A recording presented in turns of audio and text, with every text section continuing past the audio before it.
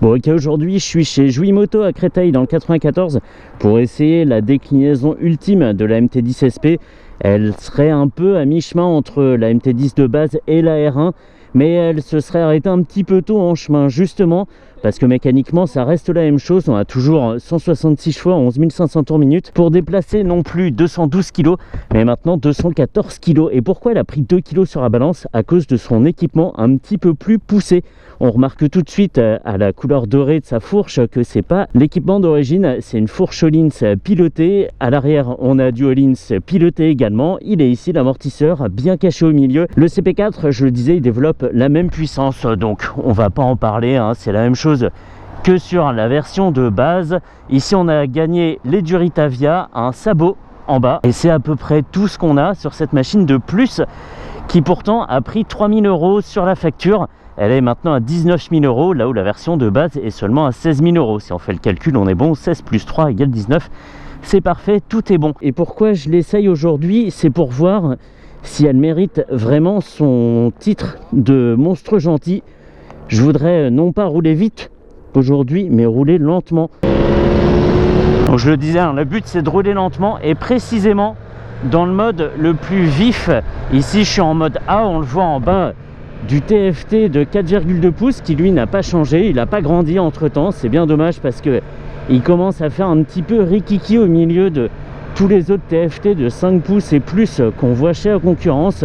On a donc la puissance à 1, c'est là qu'on a toute la puissance, le traction control à 1 et l'amortissement sur le mode A1. Ça c'est intéressant parce que on a 3 modes automatiques pour le réglage des suspensions. Donc A1 c'est le plus vif, le plus ferme, le plus affûté.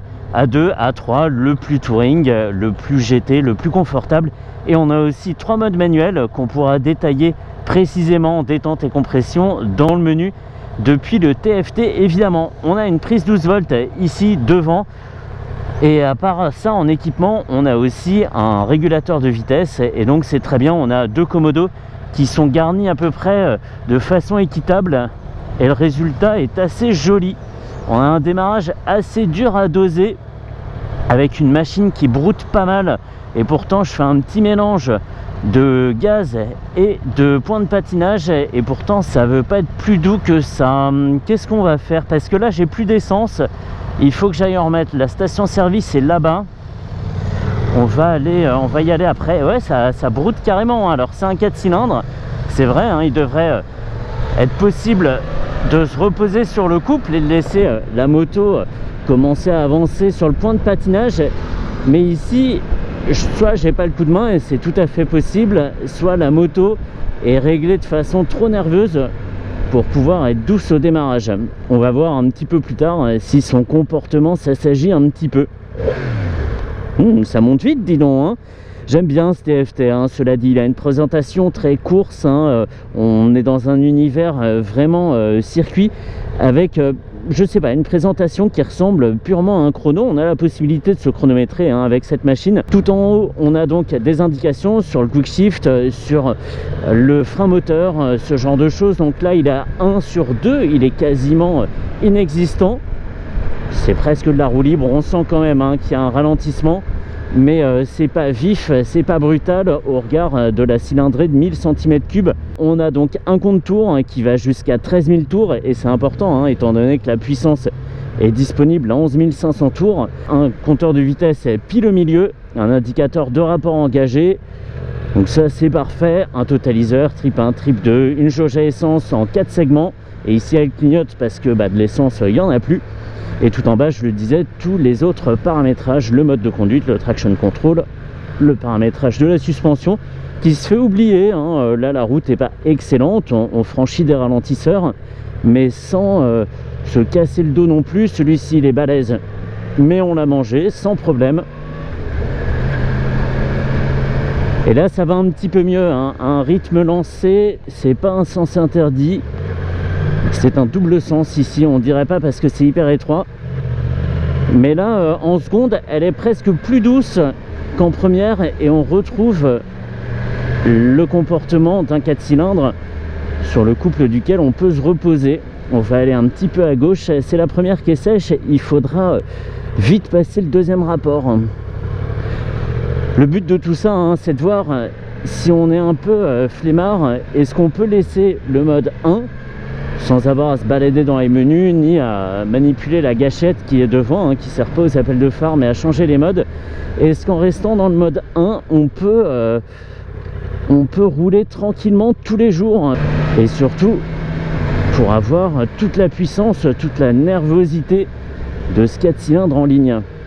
Et là la route est vraiment mauvaise et ma voix chevrotte pas, c'est bien amorti, la moto digère ça sans problème. J'allais dire, on a l'impression que je fais exprès de rouler dans les trous, mais en fait c'est tout à fait ça, je fais exprès de rouler dans les trous, oui, pour une fois. Et c'est la première qui est dure à doser, hein. Parce que si je me mets par exemple ici, on va descendre, là je suis à 1500 tours et elle est pas très agréable, et pourtant c'est un régime qu'on va utiliser au démarrage, donc c'est une petite nuisance qui se fera remarquer à chaque feu vert ou à chaque redémarrage, évidemment. Ça on franchit, c'est tranquille, pas tape-cul, malgré la finesse de la selle. On a un confort qui est bien présent avec une machine sur laquelle on est bien reposé, on fait corps avec elle et c'est vraiment très agréable, notamment de par la largeur du réservoir. Et on n'a pas à resserrer les jambes pour avoir une bonne préhension de ce réservoir. Il est assez large pour que les jambes aient un écartement naturel dessus, et ça c'est très bien. J'aime bien ces grosses machines musclées là, j'aime beaucoup. Allez, on va aller remettre de l'essence parce que sinon l'essai va tourner court, hein. Allez Jean-Jacques.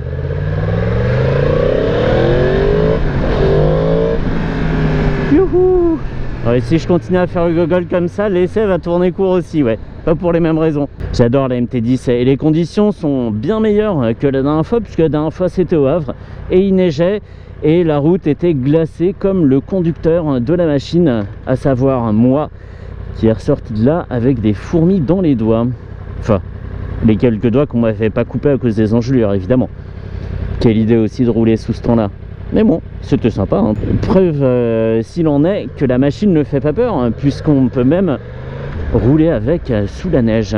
On a toujours le shifter, hein, évidemment qu'on l'a pas perdu depuis la version de base, à la montée, à la descente. Et même si le début de ce test, c'est moi qui roule tranquillement, j'ai quand même prévu d'aller m'amuser un petit peu avec, un tout petit peu, hein. Alors, bonjour. On va la gaver de quoi cette machine? Du 98? Allez, ouais, du 98. 15 € tout pile, j'ai vraiment le coup de main, c'est ouf. On va changer de mode. On va faire, donc juste avec la petite flèche, on va faire le mode D. Non, on va faire le mode C. Donc puissance à 3, traction control à 4 et le contrôle de glisse là, je sais pas quoi, à 3. La suspension en mode automatique à 2, donc un petit peu plus de confort.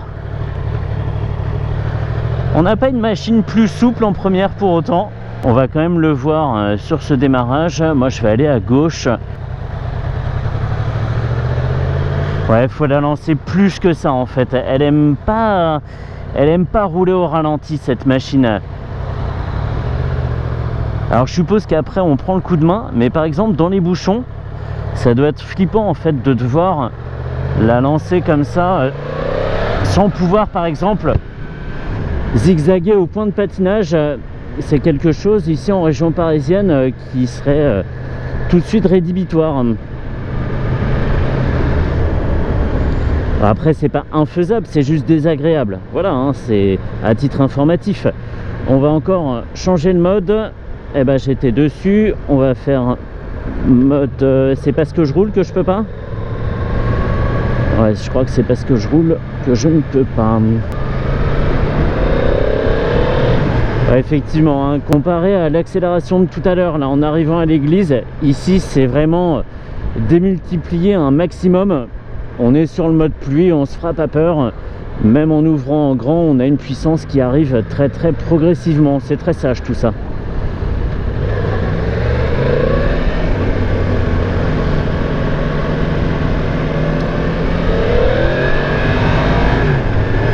comme si on n'avait pas 166 chevaux, mais en fait c'est complètement le cas, on les a pas du tout. On a une moto très douce avec une sensation un peu bizarre. J'arrive pas à mettre le doigt dessus, mais il y a une sensation un peu bizarre, comme si c'était pas moi qui commandais la moto en fait. Le rapport entre ce que je tourne la poignée et ce qui se passe mécaniquement et en termes d'accélération, ça n'a pas de rapport et c'est un peu déroutant. Ouais, surtout quand on est sur cette grosse machine qu'est la MT10, tout est chamboulé en fait, rien ne va. Allez, je vais m'arrêter à gauche. C'est sans risque parce que c'est une voie qui est fermée en bas, donc il n'y a pas de véhicule, mais par acquis de conscience je regarde quand même. Hop, on va faire ça. Et là le mode est effectivement en blanc et on peut le changer, et c'est reparti. C'est fou, même le bruit est pas le même. Ouh, on s'accroche, on s'accroche, on s'accroche. Le seul truc qui est accroché pour l'instant, c'est mon jean sur la selle. Lui, il est bien accroché, il n'y a pas de problème. Allez.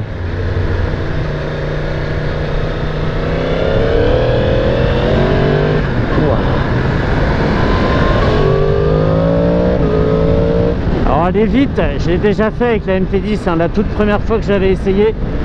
Donc je sais qu'elle peut aller très vite. Mais c'est toujours un plaisir.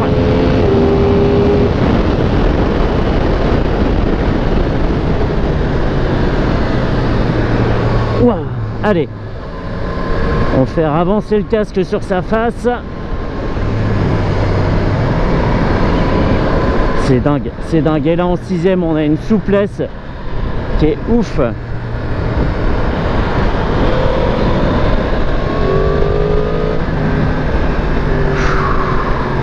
Quand tu es en 4, tu as l'impression d'être en première. Tu as des petits sauts de puce comme ça. C'est toute la machine qui se met à vivre. Et ça crie, et ça crie. Ça vibre.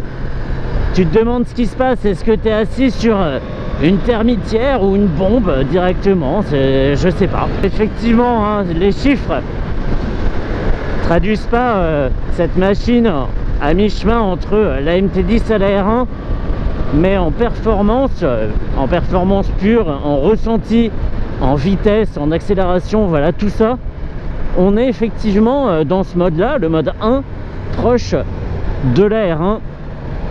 Et je peux le dire parce que je l'ai conduite au Mans, donc je sais un peu de quoi il en retourne quand même. C'était même une GYTR.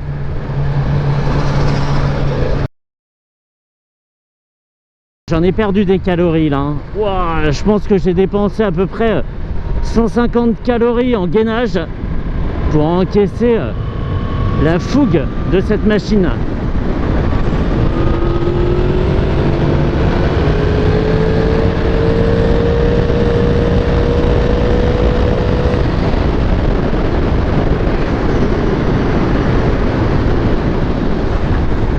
J'avais pas parlé d'un test où il fallait aller le moins vite possible. Je voudrais non pas rouler vite aujourd'hui, mais rouler lentement. J'ai menti, c'est la machine qui m'a fait mentir, hein. Moi franchement j'étais prêt à pas venir ici, à pas rouler vite et à faire des petits tours dans les ruelles de Créteil. Mais en fait non, la machine m'a vite rattrapé. Elle m'a clairement fait comprendre que ça servait à rien d'aller perdre son temps à zigzaguer à 30 à l'heure, que c'était beaucoup mieux d'aller s'amuser à 230 sur l'autoroute. 230? Mais non, je suis pas allé à 230, pas du tout. Non, vraiment en plus, hein. Ça se resserre, je vais me faire broyer entre deux voitures.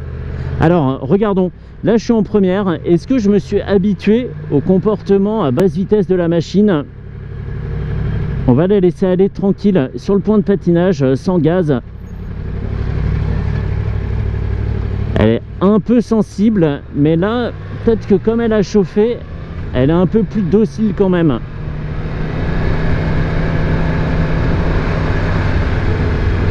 C'est bien, Je pense, hein, sérieusement, c'est pas pire qu'une autre machine, une italienne ou je sais pas pourquoi ça me vient à l'esprit les italiennes. Bref, c'est moto pas commode, mais c'est moins pire qu'une italienne à conduire comme ça dans un cadre urbain que autre chose. Bon allez, je vais retourner rendre sa machine à Damien. Merci à Olivier également de la concession Jouy Moto à Créteil pour le prêt de la machine. C'est toujours étonnant de trouver cette catégorie de moto à l'essai, mais le fait est qu'ils font l'effort de les mettre à dispo et c'est vraiment très bien, une très bonne boutique et une adresse toujours utile à connaître. Allez, je me rentre. Qu'est-ce que je suis fatigué moi d'un coup, non, je suis presque essoufflé quoi, c'est dingue. Ouh. Je fais une petite synthèse comme j'oublie à chaque fois, mais 19 000 €, donc 3 000 € de plus que la version de base. Pour moi c'est pas justifié. Oui, il y a le Öhlins, c'est des suspensions et une fourche pilotée, mais ça fait cher quand même le ticket, hein. 16 000 €, on a déjà de quoi bien s'amuser puisqu'on a la même puissance. Voilà, ils auraient porté le 4 cylindres à 180 chevaux par exemple, ou 185 chevaux. Oui, là il y aurait eu un intérêt, on aurait pu dire qu'on avait une machine supérieure. Ici c'est vraiment pour les pilotes les plus pointus qui trouvaient la MT10 de base un petit peu juste, mais pour des pilotes, pour des conducteurs comme moi, franchement aucun intérêt de choisir la SP plus que la version normale, à part perdre 3 000 € effectivement. Bref, allez, je me rentre, fini pour celle-ci, on se voit jeudi prochain.